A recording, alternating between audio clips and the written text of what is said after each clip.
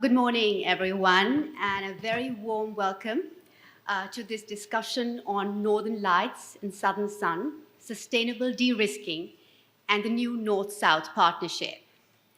Let me begin by first thanking the organizers for putting together this rather creatively titled session and, of course, bringing together the key actors in this conversation on this platform today. Now, as the parameters of Europe's economic relationship with China continue to be debated and tested, de-risking has emerged as the preferred approach to decoupling, which entails a complete disentanglement and threatens immense toil for the economies involved.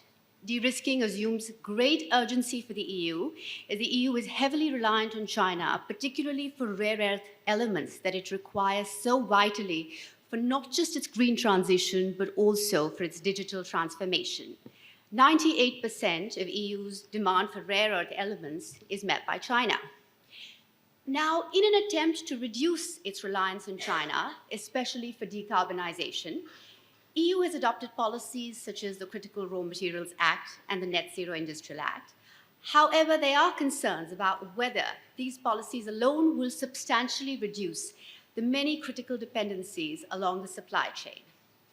What makes matters particularly tricky is that the US's response to its reliance on China has entailed industrial policies which involve huge subsidies that have led to the reshoring of production of renewables. In fact, it has also diverted some green tech resources from the EU. Now, the EU perhaps does not have the fiscal space to re-subsidize its industrialization in the manner that the United States can. And so, therefore, as it continues its search for diversification of critical raw materials, it will not only need to undertake more concrete actions, but also look for many new partnerships. And that's the context of this discussion today. This panel will, of course, bring together perspectives from Europe, in particular the Nordic and Baltic countries, on what are the opportunities and challenges for such a partnership between the Northern Lights and the Southern Sun, which emerge as these countries craft their de-risking policy. Now, of course, before we start this conversation around the partnerships, I think it's important to understand a little bit about what de-risking entails. Because while we all might agree on the need for de-risking, there is a whole spectrum of views in the EU around de-risking. What does it entail? What is the vision? What is the scope of de-risking? And for some countries, it's geopolitical factors that are driving de-risking, and for others, it's economic factors. So let me first start by bringing together, start the conversation by understanding what de-risking entails. And so I request the panelists to briefly tell me what this entails for their country, and I want to start with Lithuania.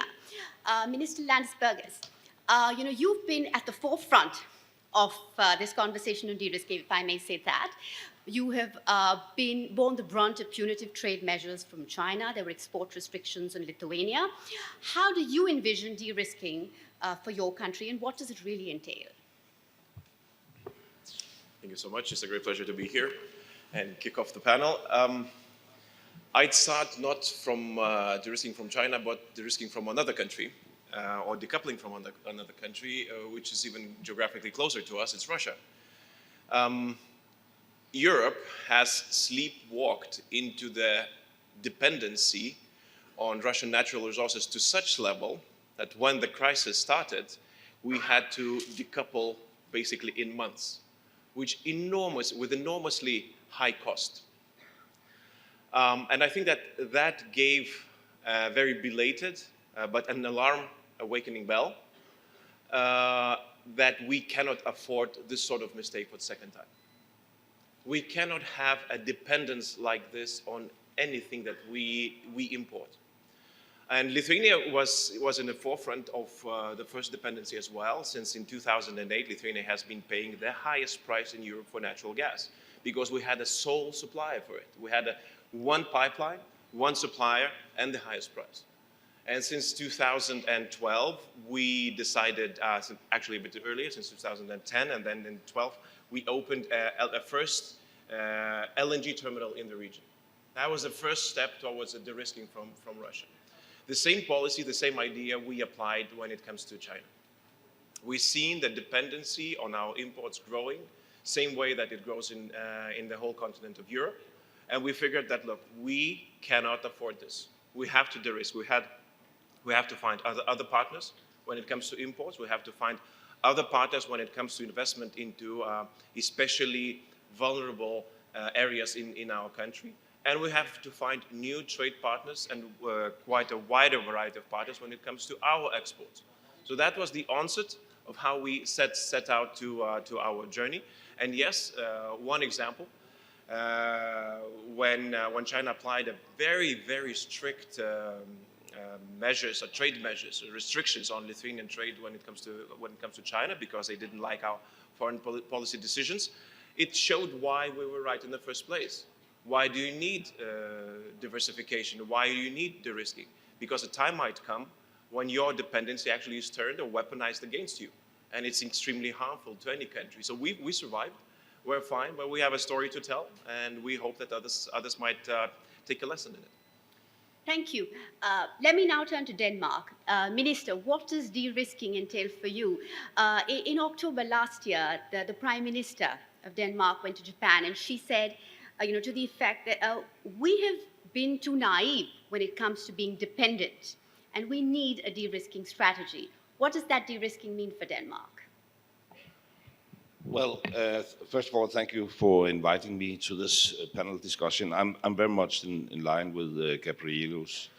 Our situation is slightly different, even though we're a small country. I think we started de-risking without really knowing that we were de-risking back in the 70s, because we were very hit by the oil crisis. We were too dependent on fossil fuels from the OPEC countries.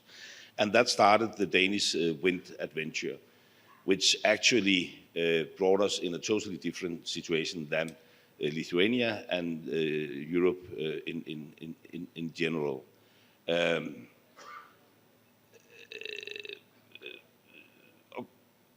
I mean, basically it's about not being too dependent on anyone.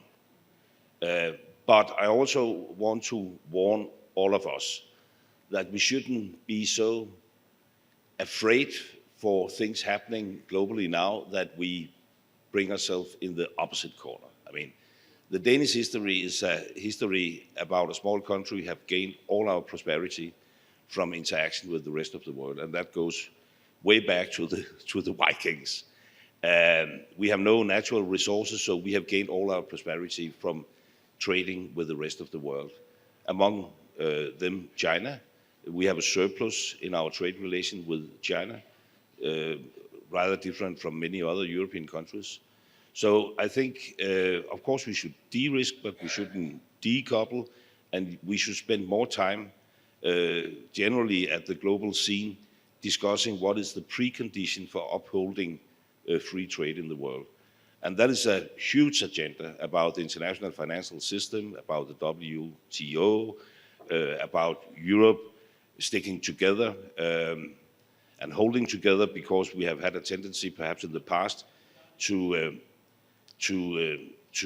act as individual countries instead of using the force of joining as an alliance.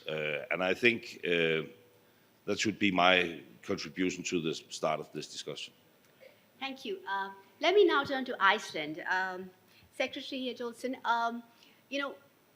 what are the stakes for Iceland in this de-risking conversation? And when I ask you that question, one is also mindful of the fact that China actually has a huge interest in Iceland because of its know-how in geothermal energy, and in fact is looking at Iceland for enabling this geothermal transition to reduce some of its dependence on coal. How do you position Iceland in the de-risking conversation? Thank you. I can, since Lars said he was from a small country, I can say I'm from an even smaller country. And we have always been very aware of de-risking unknowingly or knowingly, as Lars put it. And we started also, since you mentioned the geothermal de-risking in the 70s, or we started earlier actually, but during the oil crisis, we started utilizing geothermal energy at a greater scale than before. And we have been working with China on geothermal for more than 2 decades. And actually the carbon footprint they now are saving in China is more, because of geothermal, is more than Iceland's coal or carbon footprint. And China is we have a free trade agreement with China, one of few European countries as well. So we trade with them. They are not one of our biggest trading partners, but an important one as well. But we also tread this path carefully. We have not joined the Belt and Road Initiative like some have done. We have also had requests for investments. Some 12, 13 years ago, there was a request and an offer to buy 0.4% of the landmass of Iceland, 4,000 square kilometers out of 100,000 from China. That was rejected at that time. So, but it's not only de-risking as Lars mentioned, it's de-risking generally. It's just the principle not to have all your eggs in the same baskets, and be it China or whomever. It's just not wise. And so just by diversifying our economy, having FTAs with a lot of partners. We are part of EFTA. 80% of our free trade, our trade is covered by the free trade agreements. And I will come later back to our FTA with India, but we concluded negotiations just days ago after 17 years and 20 plus rounds, and we hope to be able to sign it in 10 days' time here in Delhi. So I will be back. Thank you. Let me turn now to you, Mr. Pende. We've heard these different perspectives on de-risking, and of course, across Europe, if you bring in Western Europe, there's a different understanding of what that de-risking entails and who's going to be taking the lead in that. But apart from the capaciousness of the term de-risking itself, there is a bigger challenge of actually the uneven and difficult implementation of de-risking. Because the fact is that China is a very large economy. It developed its competitive advantage in strategic rare earth elements 3 decades ago, and it is not something which can be overcome in 5 to 6 years. Also, the Chinese state has given huge subsidies to the domestic industry, which has helped it to enhance its manufacturing capacity. Especially in the context of clean tech industries, if Europe or the world in general were to also try to reduce its reliance on Chinese supplies, not only would that slow the green transition, but also potentially increase the costs of that transition as well. So there is the economic cost to that de-risking as well. And one then fears that is it possible that a business-first approach in a scenario like this can actually ambush EU policymakers into the sort of energy dependence that we saw 2 years ago in the context of Russia? Thank you very much, and thank you for that very precise question. We should not forget that there are risks with going too far when it comes to de-risking too. So the growth this year is expected globally to be around 3%. The trend growth for the last 2 decades has been 3.8. So we're lagging behind. And the strategy that we have followed for decades to use the comparative advantages in the economies has led to a tripling of the global GDP since 1990. And the engine behind this growth has been trade. So when trade now is growing slower than the global growth, then we are in a new situation. But when it comes to trade, one also has to use common sense. And for some years, maybe common sense wasn't that common, in the sense that, of course, as my Icelandic colleague was saying, you should not put all your eggs in one basket. And this notion of like there is just in time, we saw during COVID is not sufficient as a strategy.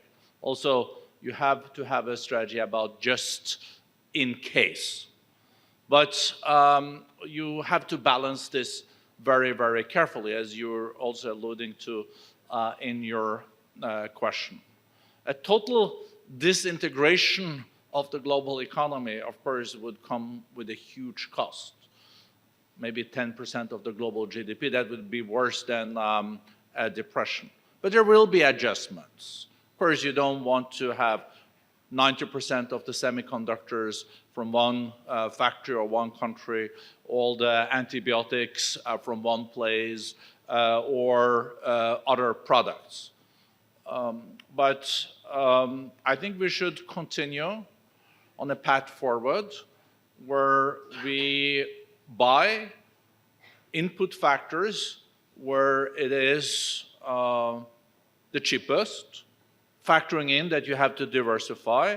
That will also mean that you're more competitive when you sell what you produce with those input factors. So I don't think we should lose the baby with the bathwater, but some small adjustments is needed. But we also need to have a trade recovery if we want a global economic recovery. There will be no global economic recovery without the trade and investment recovery. So here we have to follow a very balanced approach.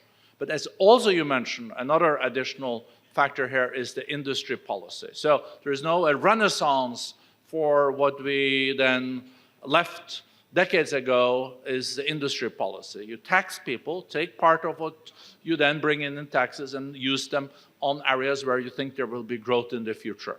So hopefully those leaders that then do tax people and put it into areas where they think there will be growth, they're right. That hasn't always been the case in the past. So the jury is out if these kind of industry policies really, really will work. You know, if you put 5 economists in a room, there's 8 different opinions. But I think over time, there is partly consensus that you should look at the general conditions for industries. And then you leave it to the entrepreneurs and those that do know how to run businesses to run it and invest where they think their money over time will be giving the best return. Thank you. And thank you for that cautionary note on the fact that there is a risk of going too far on de-risking. And of course, nevertheless, as you de-risk, Professor Bava, what we've heard on this panel is that Europe has put all its eggs in the China basket when it comes to Asia, and there is a need to look for new allies. And India, of course, is a natural ally in that conversation. And in that context, there has been this discussion around the rediscovery of India, and we heard about it yesterday as well. Now, you have studied India-Europe relations in a changing world. How do you think the contours of that relationship have changed in the context of the green transition in Europe? And if I can add another mix to that dynamic, the fact is that today India is a rising economic power which is far more globally assertive than it ever was. How does that also change the relationship between Europe and India? Thank you so much, Radhika, and good morning, everyone. Let me contextualize that question. I think we have to go back to a line, 2 beautiful words which encompass Indian philosophy and which will set the scene for a new partnership between India and Europe. And those 2 words are Vasudhaiva Kutumbakam. The world is one family. Vasudha is Sanskrit for the earth. There is only one earth, there is only one sky, and there is only one global population, even if it's a northern light and a southern sun. And I think we have to recognize that we are intertwined, whether we like it or not.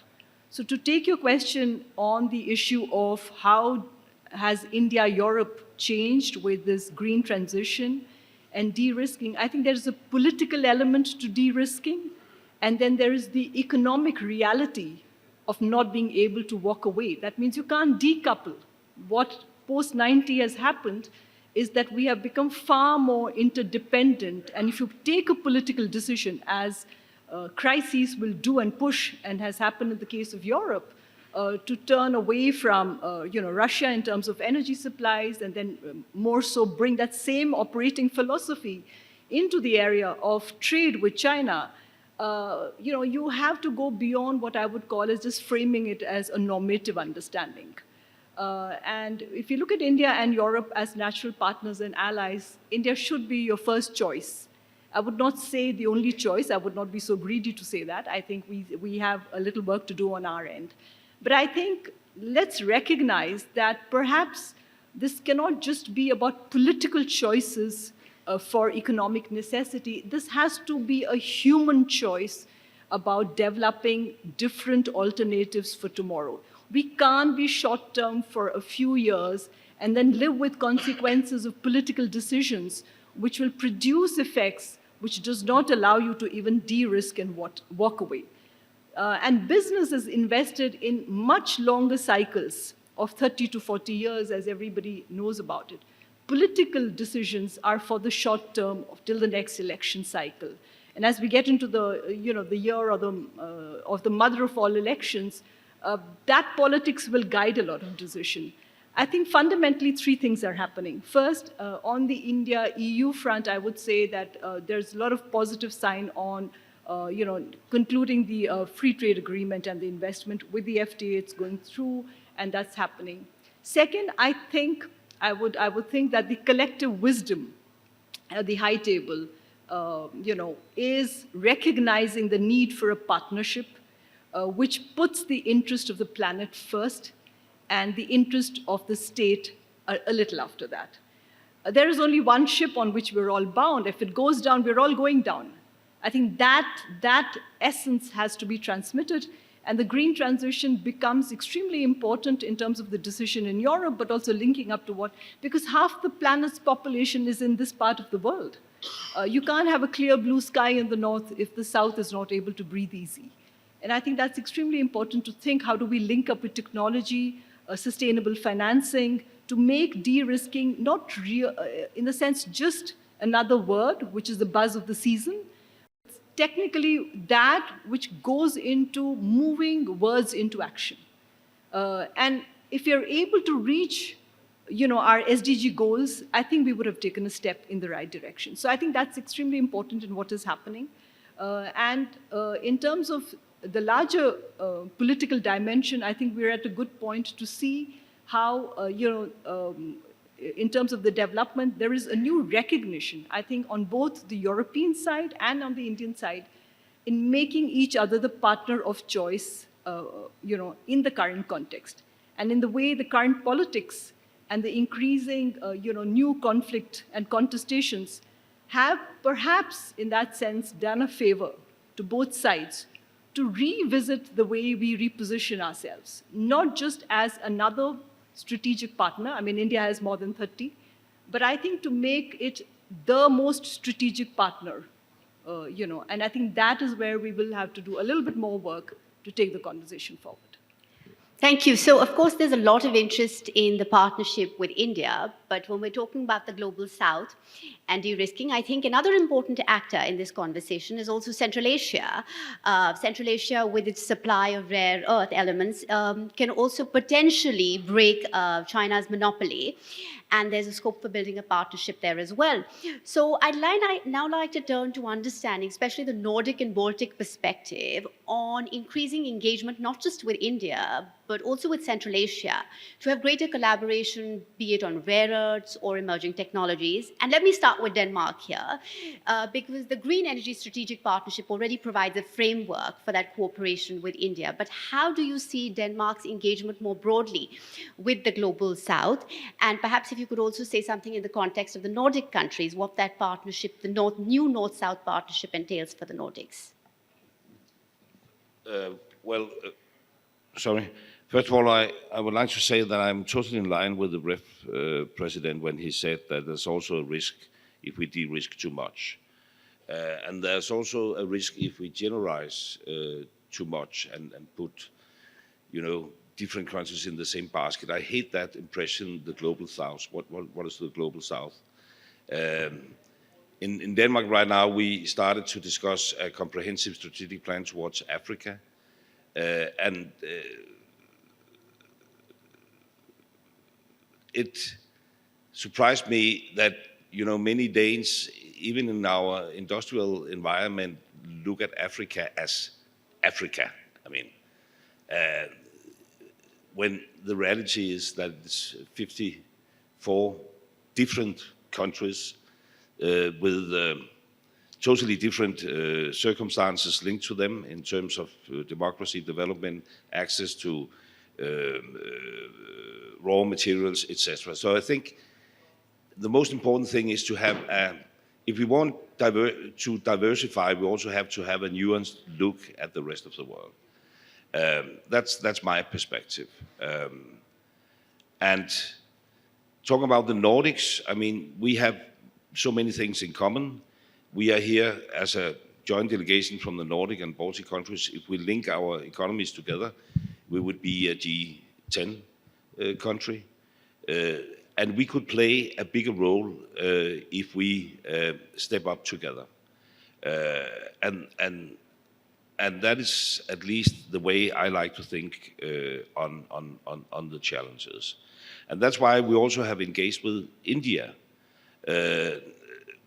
with this Green Strategic Partnership, because we like to think of ourselves as someone who have certain skills, and India has the scale. So that's a match made in heaven, so to speak. And I can see when I look at the figures that we make a difference in Denmark and India. Just one example, the company Danfoss has invested like 300 billion euro in India, are going to triple that in the next decade. So I think that's the way forward, to engage with like-minded countries and to combine competitive advantages and not being too dependent on a one-way trade relation. We know for a fact that the global demand for lithium is expected to increase up to 5-fold in 2030. And rare earth elements used in magnets for electric vehicles and wind turbines may increase by 6 to 7-fold by 2050. And for that reason, we need to create alliances, and that's what we are working hard on in Europe. I mentioned that briefly in my first remarks, that perhaps there have been a tendency to that the 27 European countries have acted alone, also towards China. And if we join forces, I mean, and that's what we're working on with these alliances, we could make a huge difference. Thank you. Minister Landesbergis, the Baltics have emerged as an area of strategic interest for India. How do you see this North-South partnership, and who would be the key actors for you in this partnership?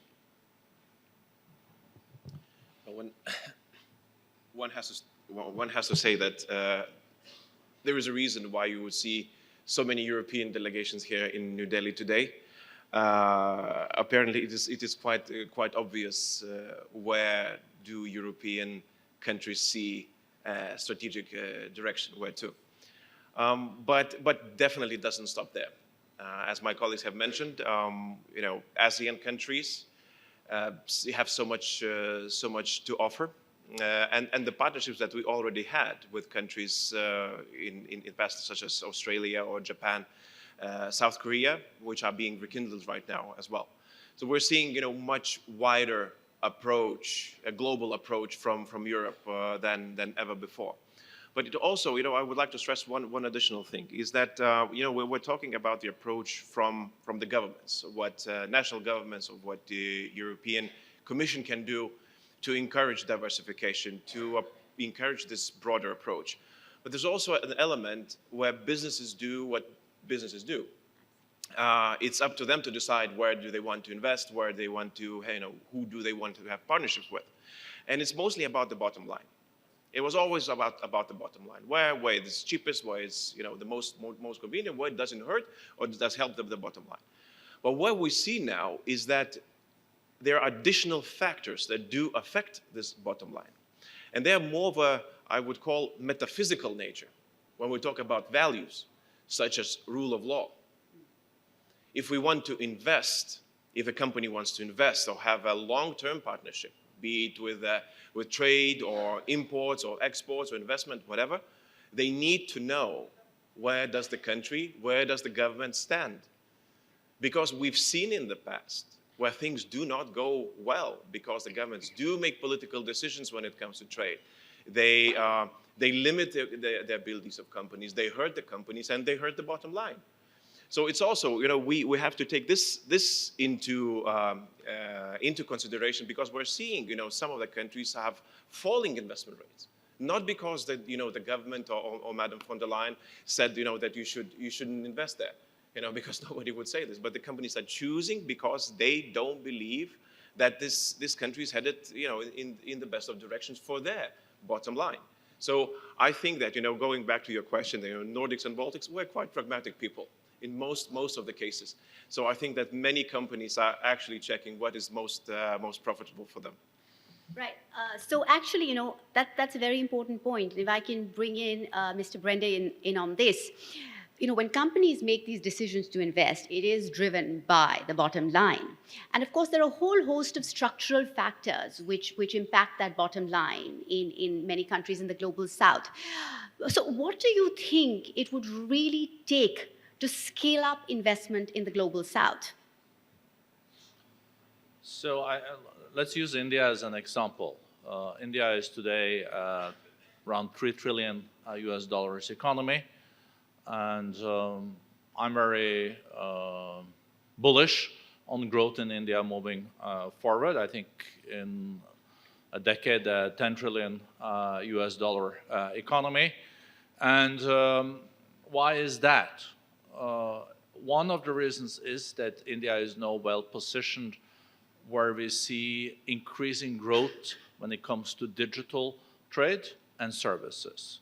So digital trade is today 15% of the global trade, but is growing double as fast as traditional goods. The same is for services. So with 1.4 billion people with a digital identity, it gives good positioning in what we're now facing, new situation when it comes to technology and opportunities. And I think this can also be a learning for other developing countries, that you have to have the right skills. You also have to look at, of course, predictability, red tape, and making sure that it is attractive to invest also as a foreigner.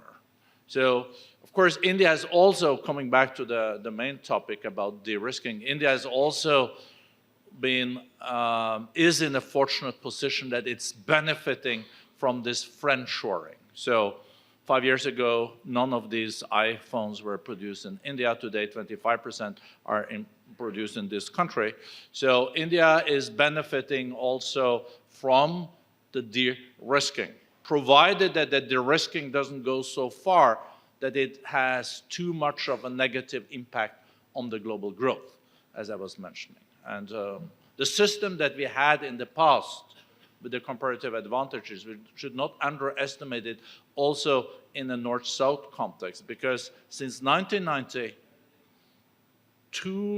we moved from 42% of the global population living in extreme poverty to 12% today.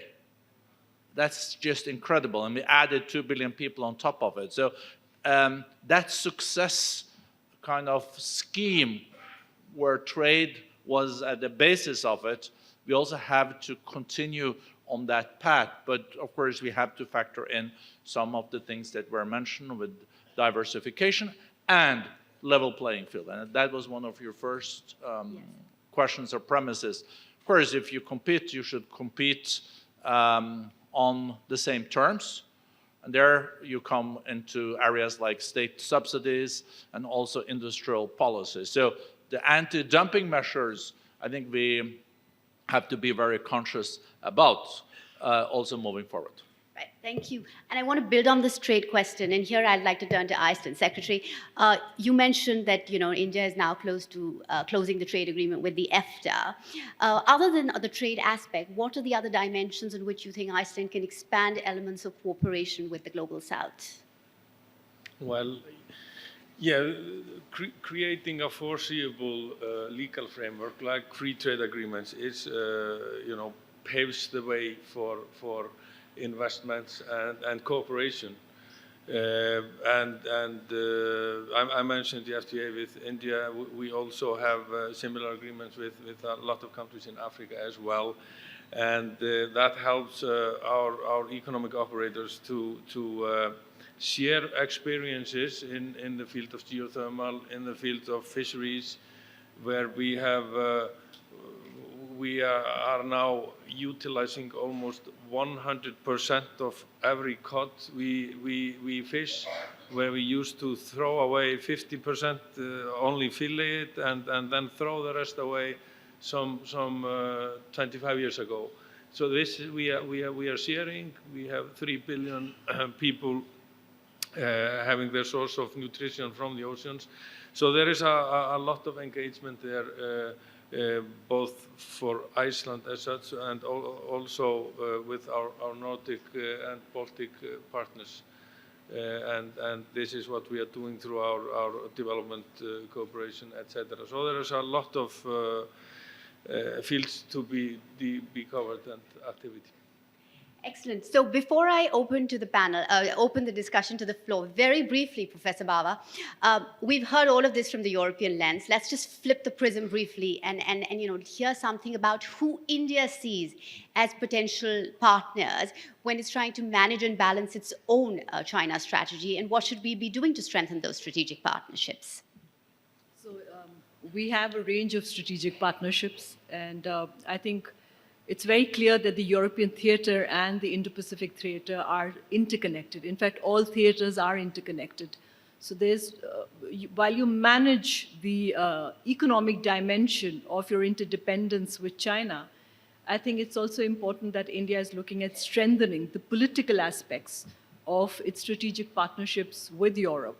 And we have a strong sets of bilaterals over there. Along with the India-EU strategic partnership, we've got strong bilaterals. We've just recently had the Nordic Baltic Business Council meeting as well with India.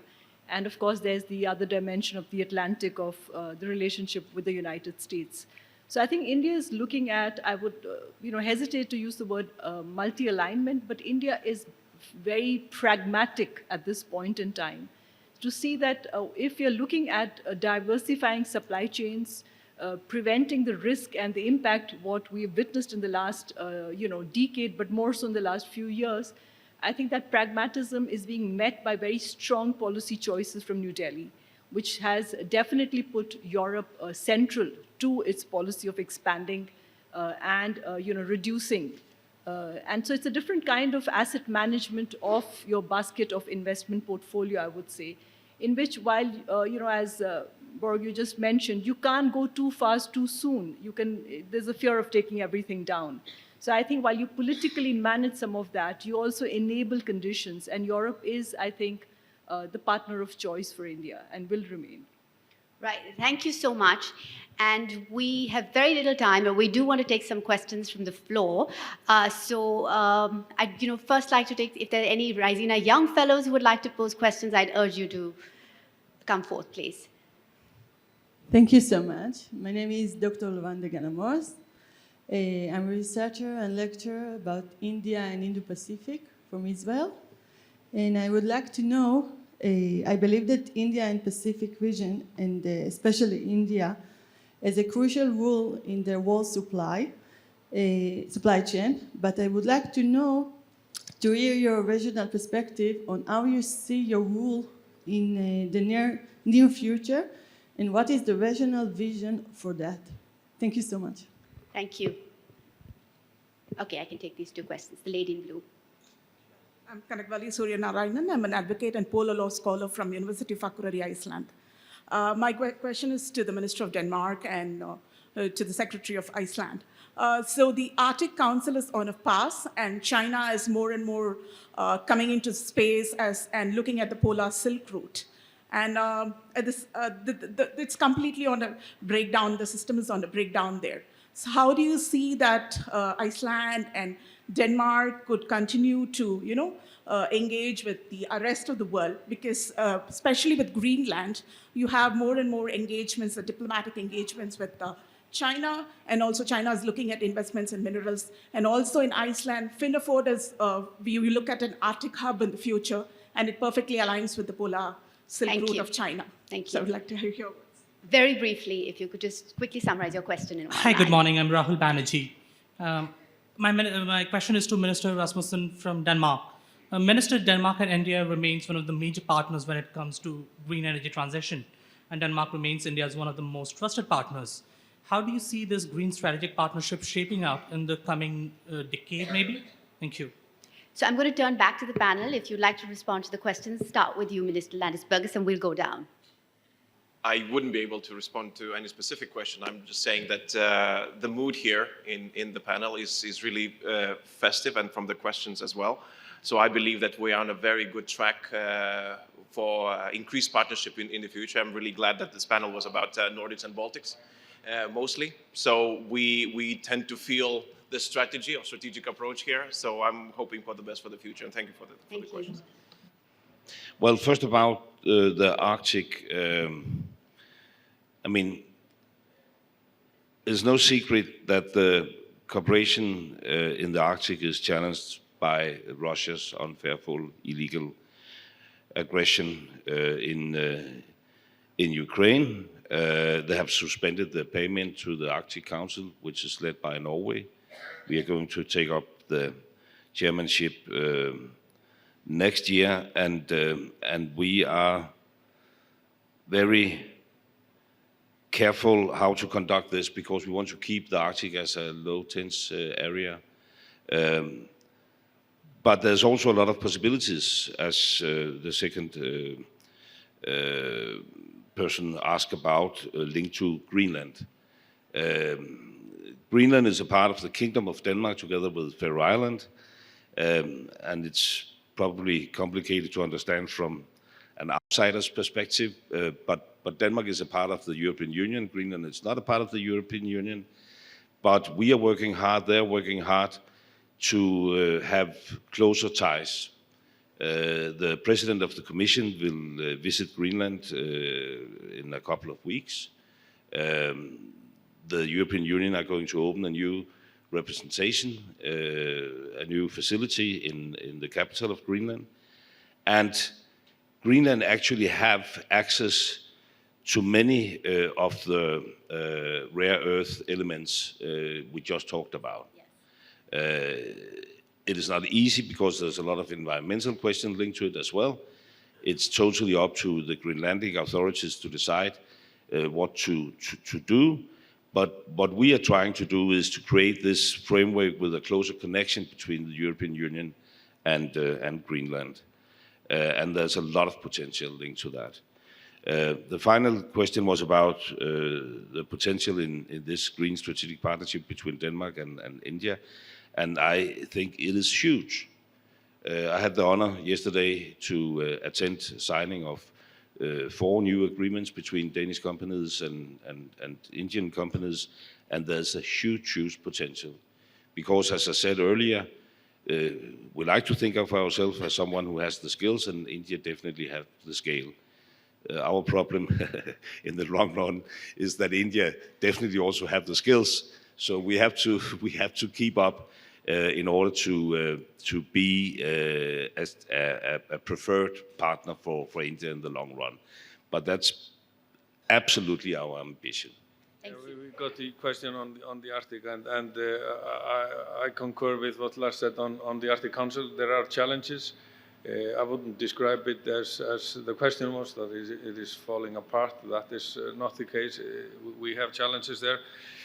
On the engagement with others in Iceland, I described it a little earlier. You know, we of course we are open for cooperation with others, but we also have to thread that path carefully, especially with those with big ambitions. So I think we will manage that as an Arctic state as well as a normal trading partner. One other question, because you asked about the engagement with the Global South, and that is what we do everywhere. And I'm going to Abu Dhabi to the WTO meeting after I've been in Delhi, and we are also always promoting the gender issues and trade and gender, and we have to bring girls and women on board wherever and in whichever context. So thank you very much for letting me participate here. Thank you. This has been a truly fascinating discussion. And like Minister Landesberger said, I think the environment is very festive. And the conversations on this panel suggest that we are at perhaps a unique inflection point of the relationship between India and Europe. And I hope that we see the strengthening of this strategic partnership in the years to come. So thank you all so much for joining us, and thank you for your comments.